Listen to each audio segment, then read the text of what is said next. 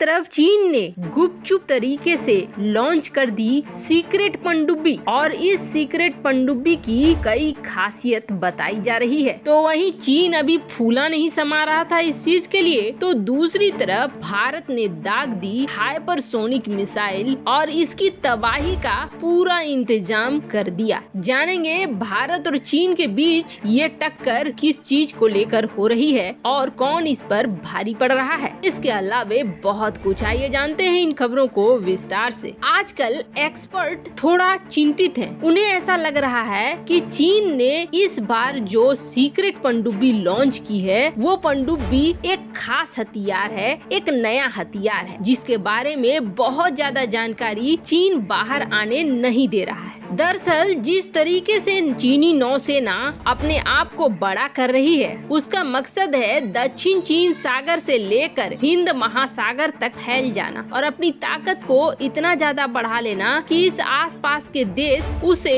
रोक न पाए। ऐसे में चीन क्या कर रहा है, छोटी छोटी पनडुब्बियों पर, पारंपरिक पनडुब्बियों पर बड़ा निवेश कर रहा है और ऐसे पनडुब्बियों पर भी पैसे लगा रहा है जो न्यूक्लियर पावर्ड हो। कथित तौर पर चीन ये कोशिश कर रहा है कि अपनी पनडुब्बियों को, अपनी सबमरीन्स को स्टील्थ रूप दे सके, स्टील्थ फीचर दे सके जिससे कि ये दुश्मन देश के पकड़ में न आए। अब चीन ने जो ये नई पनडुब्बी उतारी है, इस पनडुब्बी के बारे में विशेष दुनिया को कुछ भी नहीं बताया है, लेकिन जो पनडुब्बी के एक्सपर्ट हैं उनका अनुमान है कि चीन की जो नई पनडुब्बी है लगभग 160 फीट लंबी है और जो उसकी पुरानी पनडुब्बी 039A है उसकी तुलना में ज्यादा बड़ी है और ये पनडुब्बी 4 टॉर्पीडो ट्यूबों से लैस है। हालांकि चीन जो भी ये सब कुछ कर रहा है, ये कहा जा रहा है कि जो नया वेरिएंट बना रहा है ये सबमरीन या तो म्यांमार को बेचेगा या थाईलैंड को बेचेगा या फिर पाकिस्तान को बेचेगा। ये पनडुब्बी इसी काम के लिए उतारे जा रहे हैं। खैर, चीन अभी अपनी इस नौसेना को बढ़ाने की कोशिश में हो या पड़ोसी पाकिस्तान के नौसेना को बढ़ाने की कोशिश में हो, पर भारत भी कहीं पीछे नहीं है। इस चीनी नौसेना को तबाह करने की तैयारी भी भारत कर चुका है और अब डीआरडीओ का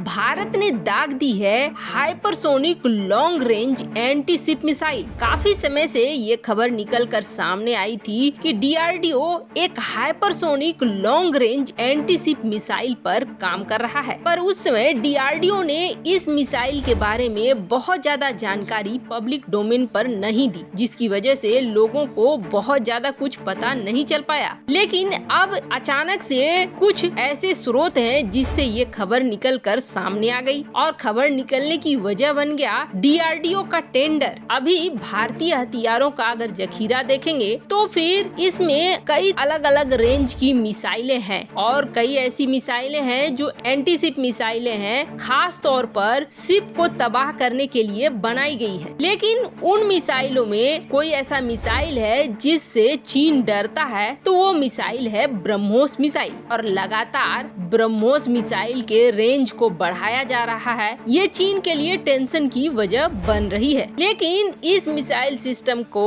अगर बढ़ाया भी जाता है तो कहा जा रहा है कि 800 किलोमीटर तक इसकी रेंज की जाएगी। अभी ब्रह्मोस पर बहुत काम बचा हुआ है, पर अभी जो बात हो रही है वो ब्रह्मोस नहीं है। अब भारत को 800 किलोमीटर रेंज से कोई खास फायदा नहीं मिलने वाला है। भारतीय नौसेना की मांग है कि 800 किलोमीटर नहीं, हमें बड़े रेंज दो, इतना रेंज दो कि हम चीन तक अपनी पहुंच बना पाए। भारतीय नौसेना ने रिक्वेस्ट किया कि डीआरडीओ को करना चाहिए एक ऐसी मिसाइल पर काम जो काफी लॉन्ग रेंज वाली हो, एंटी शिप हो और साथ ही साथ उसमें हाइपरसोनिक फीचर हो। अभी दुनिया के लगभग सारे देश चाह रहे हैं कि उनके पास हाइपरसोनिक मिसाइल हो। उनके पास जो जखीरा है उसमें अगर हाइपरसोनिक मिसाइलें आ जाती हैं तो फिर जंग का रूप बदल जाएगा। रूस भी उसी दिशा में दौड़ रहा है, चीन भी उसी दिशा में दौड़ रहा है और भारत के लिए भी ये जरूरी हो जाता है कि भारत भी उसी रास्ते पर चले, क्योंकि अगर कोई मिसाइल लॉन्ग रेंज वाली हो और हाइपरसोनिक हो तो फिर ऐसी मिसाइलों को इंटरसेप्ट कर पाना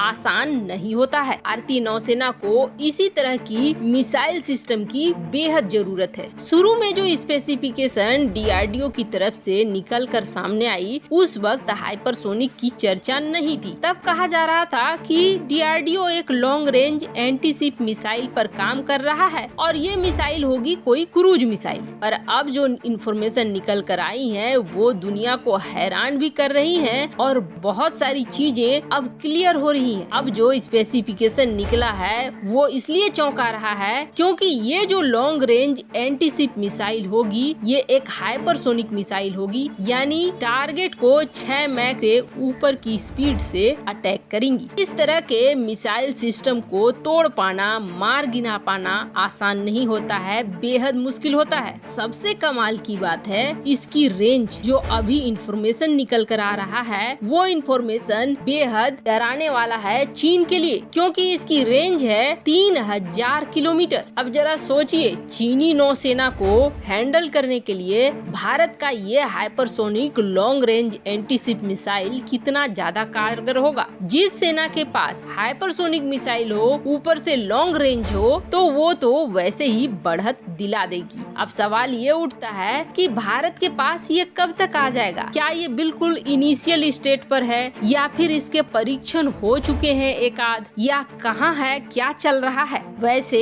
एंटी शिप मिसाइलें जो होती हैं नॉर्मली एक क्रूज मिसाइल होती है, लेकिन डीआरडीओ जो इस एंटी शिप मिसाइल पर काम कर रहा है ये एक हाइपरसोनिक मिसाइल है। ये बेस्ड है बैलिस्टिक मिसाइल पर, न कि क्रूज मिसाइल पर। चीन की एक हाइपरसोनिक मिसाइल है DM-21 और उस रेंज से इसकी रेंज डबल है, दुगनी से ज्यादा भी कहेंगे तो कोई बड़ी बात नहीं होगी। चीन के अनुसार उसका DM-21 एक लॉन्ग रेंज का हाइपरसोनिक एंटी शिप मिसाइल है और भारत उससे भी ज्यादा ताकतवर चीज को सामने ला रहा है। 10 मीटर से कम लेंथ वाली ये मिसाइल धमाकेदार असर करने वाली है, पर भारत एक जगह पीछे है। DM-21 को बना लिया है चाइना ने। चाइना ऐसा कहता है कि उसका पूरी तरीके से तैयार है, लेकिन भारत अभी इस पर काम कर रहा है। और जो सूचनाएं निकल कर सामने आई है, उन सूचनाओं के आधार पर भारत ने पहला परीक्षण कर लिया है। वहीं दूसरा परीक्षण विंड टनल सिस्टम के माध्यम से भारत करने वाला है और ऐसा अनुमान लगाया जा रहा है कि भारत को अभी भी इसमें 2 से 3 साल लगेंगे और 2 से 3 साल के अंदर ये भारतीय सेना में शामिल हो जाएगा। कहा जा रहा है आने वाले 2 महीने के अंदर भारत का ये हाइपरसोनिक लॉन्ग रेंज का एंटी शिप मिसाइल परीक्षण शुरू करेगी विंड टनल में सेकेंड स्टेज का। खैर, भारत जैसे जैसे वक्त बीतता जा रहा है वैसे वैसे मजबूत होता जा रहा है। वैसे आपको क्या लगता है, क्या भारत इधर के कुछ सालों में ज्यादा मजबूत हुआ है? कमेंट कर अपनी राय जरूर बताएं। जल्द मिलते हैं अगले वीडियो में नई खबर के साथ।